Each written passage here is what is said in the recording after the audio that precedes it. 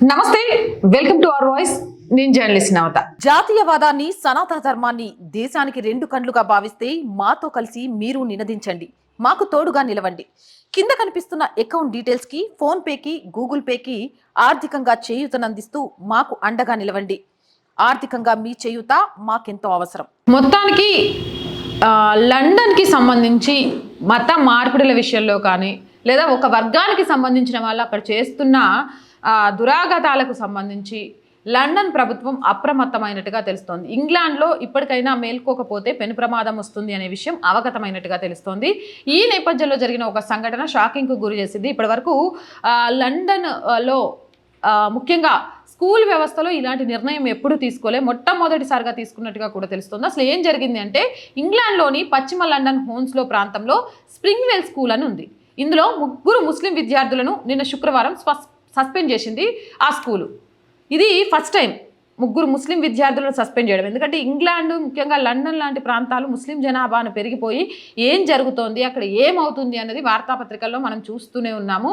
ఈ నేపథ్యంలో ఇలాంటి నిర్ణయం తీసుకోవడం సంచలనంగా మారింది. అది ఎందుకు అనంటే, తమ పాఠశాలలో చదువుతున్న 7 ఏళ్ల హిందూ విద్యార్థిని మతం మార్చడానికి ప్రయత్నించడమే.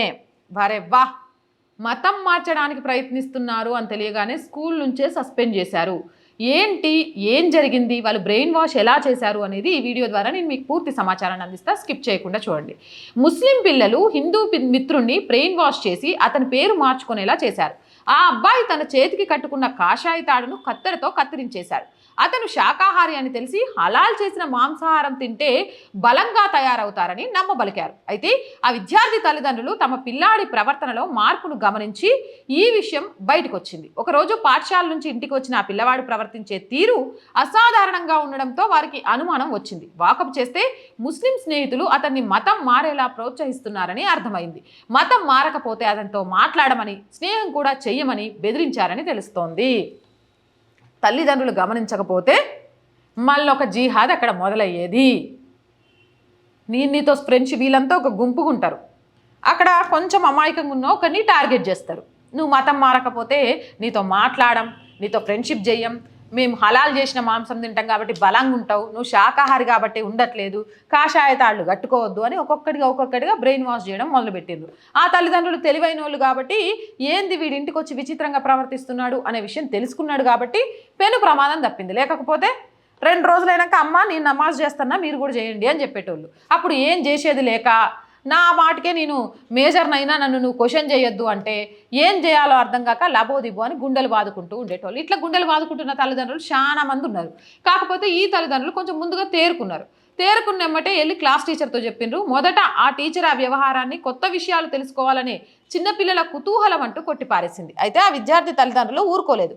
ముస్లిం విద్యార్థుల కార్యకలాపాల గురించి ఆరా తీశారు. మేము ఏ మతాన్నైనా గౌరవిస్తాం, అది కాదు సమస్య. వారికి ఇలా చేయాలని ఎవరు నేర్పిస్తున్నారు, తల్లిదండ్రులా లేక ఇంకెవరైనా?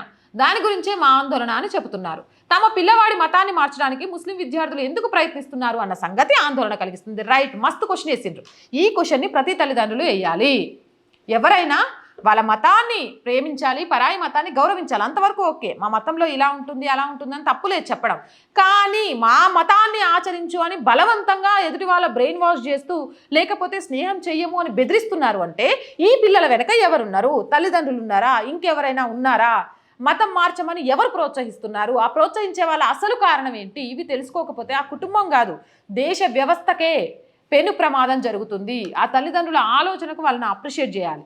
ఆ మైనర్ బాలుడు తన పేరు మొహమ్మద్గా మార్చుకుంటానని తన తల్లికి చెప్పడంతో విషయం మరింత ఆందోళనగా మారింది. మైనర్గా ఉన్న పిల్లగాడు మొదలెట్టేసిండు, కాషాయ తాడు దించేసిండు, శాకాహారి హలాల్ మాంసాన్ని తినడం మొదలుపెట్టిండు.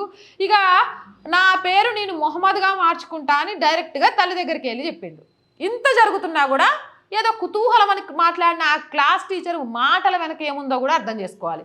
ఇక మధ్యాహ్నం నేను పనిలో ఉన్నాను, నా భార్య ఫోన్ చేసింది, మన అబ్బాయి తన పేరు మహమ్మద్గా మార్చుకుంటున్నానని అంటున్నాడని చెప్పింది. ఆ మాట వినగానే షాక్ అయిపోయిండు. అసలు వాడికి ఆ ఆలోచన ఎక్కడిదో అర్థం కాలేదు. మేము ఇంట్లో ఏ మతం గురించి మాట్లాడుకోం, మా సొంత మతం గురించి కూడా అని పిల్లవాడి తండ్రి చెప్పారు. ఆ తల్లిదండ్రులు పాఠశాల యాజమాన్యాన్ని కలిసి విషయం చెప్పారు. పాఠశాల కూడా జరిగిన విషయాన్ని గుర్తించింది. ఆ బాలుడు తన మతం మార్చుకోకపోతే స్నేహితులను కోల్పోవాల్సి వస్తుందని తరగతిలోని ముస్లిం విద్యార్థులు బెదిరించారని విచారణలో తేలింది. దాంతో యాజమాన్యం ఆ ముస్లిం విద్యార్థులను సస్పెండ్ చేసింది. తల్లిదండ్రులు అప్రమత్తం కావడంతో తీగలాగితే డొంక కదిలినట్టు మొత్తం విషయం బయటకు వచ్చింది. సో మేజర్లు మైనర్లు అనేది వీళ్ళ లక్ష్యం కాదు, హిందువులే వీళ్ళ లక్ష్యం, శాకాహారులే వీళ్ళ లక్ష్యం, వాళ్ళను మతం మార్చేయాలి. ఇది స్కూల్ వ్యవస్థలోనే విద్యార్థి దశలో ఉన్నోళ్ళే ప్రారంభిస్తున్నారు అని అంటే మత ఛాందస్తవాదం, మతోన్మాదులుగా పిల్లల్ని కూడా ఎలా తయారు చేస్తున్నారు అనేది చాలా క్లియర్గా అర్థమైంది. సస్పెండ్ చేయడమే కాదు, అసలు వీళ్ళ వెనక ఎవరున్నారు అనేది అక్కడ ప్రభుత్వం ఎంక్వైరీ చేయాల్సిన అవసరం కూడా ఉంది. ఇప్పుడు సస్పెండ్ చేసేసి ఆ స్కూల్ చేతులు దులిపేసుకున్నా అనుకుంటోంది, కానీ ఇలాంటి వాళ్ళు ఇంకా ఆ స్కూల్లో ఎంతమంది ఉన్నారు, అసలు వీళ్ళు వెనకుండి ప్రోత్సహిస్తోంది ఎవరు, అంత బెదిరింపులకు ఆ వయసులోనే వచ్చిందంటే కారణం ఏంటి అని తెలుసుకునే దిశగా ఎంక్వైరీలు చేయకపోతే ఇంకా ఎంతోమంది పిల్లలు బలవుతారు అని చెప్పడంలో ఎలాంటి అతిశయోక్తి లేదు. మీరేమంటారు? కామెంట్ సెక్షన్లో పెట్టేయండి. మోర్ వీడియోస్ కోసం మన ఛానల్ వెంటనే సబ్స్క్రైబ్ చేయండి. నచ్చిందా లైక్ చేయండి, షేర్ చేయండి, సపోర్ట్ చేయండి. జై భారత్.